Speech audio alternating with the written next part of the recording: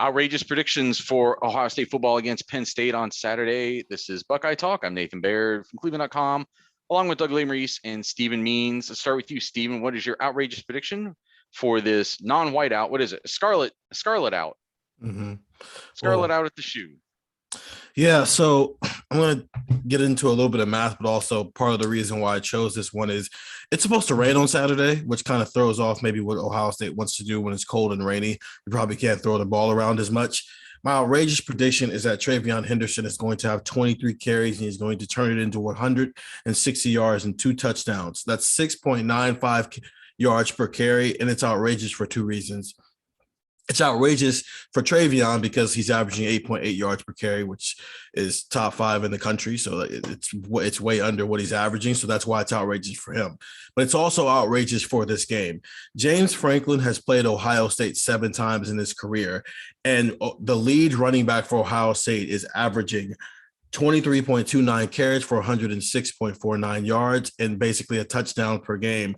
And only 2 guys have ever averaged more than 5 yards per carry against James Franklin. That's Ezekiel Elliott in 2015 at 5.7, and it's J.K. Dobbins in 2017 at 6.8, but he only carried the ball 13 times in that game. And so the one thing that Ohio State has the ability to run the ball on Penn State regardless of what the weather is, but Penn State is going to make you work for it. It doesn't matter how elite your running back is. J.K. Dobbins had 157 yards in 2019, but he needed 36 carries in order to do it. Master Teague had 110 last year, but needed 23 carries to do it. So this is maybe the game where you see that yards per carry average start to come down a little bit for TreVeyon Henderson, but also this is the game where they lean on him a little bit more than they had to do in the past. So 160 yards and 2 touchdowns on 23 carries at 6.95 yards per carry. I remember last year, almost exactly a year ago, Ohio State really, as they had some explosive plays in the passing game with Chris Olave and with Garrett Wilson, but they really ground that win away in the second half and let the running game take over. So it'd be interesting to see if they try a similar approach. My outrageous prediction is on the Penn State side of the offense, the Penn State offensive side of the ball, I suppose you would say. Does anybody know what the biggest game for an Ohio State opposing receiver is this year? It's under 80 yards. I know that. It's not. Josh Johnson from Tulsa. Josh Johnson from Tulsa, 8 catches for 149 yards in a really weird juncture of the season where Ohio State had made the change between Matt Barnes and Kerry Combs, but they were still really figuring some things out on defense and played kind of I thought a softer coverage that game and gave up some underneath stuff and was fine to do it in order to get the win. And then Aaron Cruikshank from Rutgers actually had 102 yards on 3 catches. But everybody else, those are the only 2 times that they've allowed more than 67 yards to an opposing receiver this year. Jahan Dotson is averaging 7 catches for 80 yards and a touchdown. He's only gone over 100 yards twice.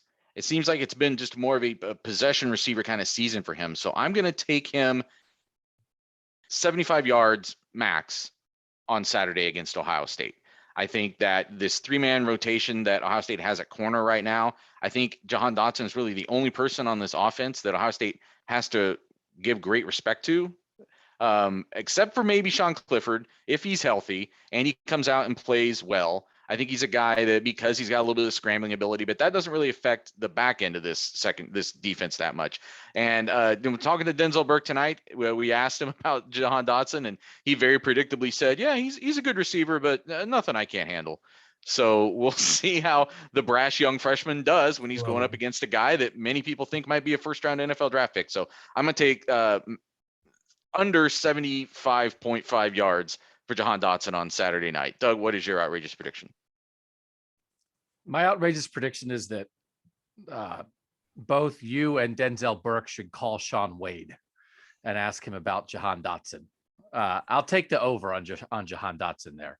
And listen, like, I love Denzel Burke's confidence. He has not seen anybody like Jahan Dotson. Like, it's just as a heads up to Denzel Burke. Mm-hmm. So I didn't do any math. It's okay. You did enough for us, Steven. That was good stuff. They did throw it in the rain last week pretty well, right? It was raining pretty much at the Indiana game. I'll be curious. I hate weather. I mean, I like weather. I'm not mad at Mother Nature. I mean, it's got to rain sometimes, but I just like clean, dry football games. Yeah, they threw it in the rain, but also Indiana's corners were missing. Yeah. Penn State's corners aren't missing, plus the rain. That's part of where this comes from. Yeah. No, I agree with that. So Julian Fleming has 9 career catches for 91 yards. He has 2 catches for 17 yards this season. He has no stats against Penn State in his career, and he's been battling something all season, basically. But correct, right? Ryan Day, didn't Ryan Day say like, hey, he might get a full week of practice this week, and he was kind of like emergency use only a week ago, but maybe it's time to see Julian Fleming again on Saturday. I'll outrageously predict that Julian Fleming scores his first career touchdown on Saturday. I think they need to keep this guy connected. This is not based on any kind of secret reporting or anything. I just can't imagine how frustrated he is watching his classmate Jackson Smith-Njigba tear it up, watching Emeka Egbuka, a year younger than him, sort of find a role already for this team. And Julian Fleming was the number 1 receiver recruit in the country, and he's just kind of had a lot of bad luck in 2 years so far. And so I could see like some heavy fourth quarter Julian Fleming action and a let's get the ball to Julian Fleming kind of stuff, right? That we don't have to kneel on it. We don't only have to hand it to Master Teague. We don't like, let's use this. Let's get him some game action. Let's let him get the juices flowing a little bit. And so I just think there might be something strategic about this for Ryan Day. And I just think stuff like this can matter. There's been just enough stories that I've covered enough guys over the years who after the fact will talk about like, man, I was really in a bad spot. I was having a really tough time. It's hard to redshirt. It's hard to be hurt. It's hard to question your role on the team, even if you haven't done anything wrong. And he hasn't done anything wrong. He hasn't had the chance to do anything wrong because he's been like dealing with this physical stuff. So it just feels like that time.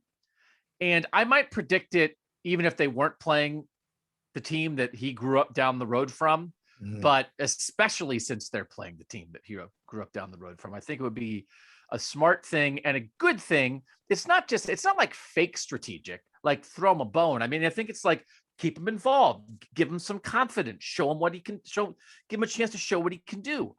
So let's maybe see a little bit of Julian Fleming once Ohio State gets a lead, first career touchdown against the Nittany Lions. But one thing that gives me a little bit of pause is I think a reason why he didn't see the field against Indiana was because of the conditions. When you've got a guy coming off of an injury, you may not want to put him out there when it's all sloppy and messy and gross. And if that happens again Saturday night, will they just caution being the better part of valor? What's the phrase? I think I just invented one. But for precautionary reasons, maybe they would not push it with him if he is at all still iffy. But I think everything else you said makes a lot of sense. Yeah, I agree with that. Especially, I'm pretty sure it's a lower extremity injury that he's dealing with. So if that's the case, you don't want to test that. But also, to your point, when he has come into the game as Chris Olave needs a breather, we're going to put him in as the Z because he's the backup Z receiver. They've kind of gone out of their way to target him. It's just some things have gone wrong, whether he slipped or it's a penalty or something. So they do try to get him involved when he is on the field. He's just never on the field. So I like that one. 614-350-3315 to get pregame intel, how players like Julian Fleming that are coming back from injury, how they're looking, that sort of thing, and to get our analysis during the game, Ohio State against Penn State Saturday night.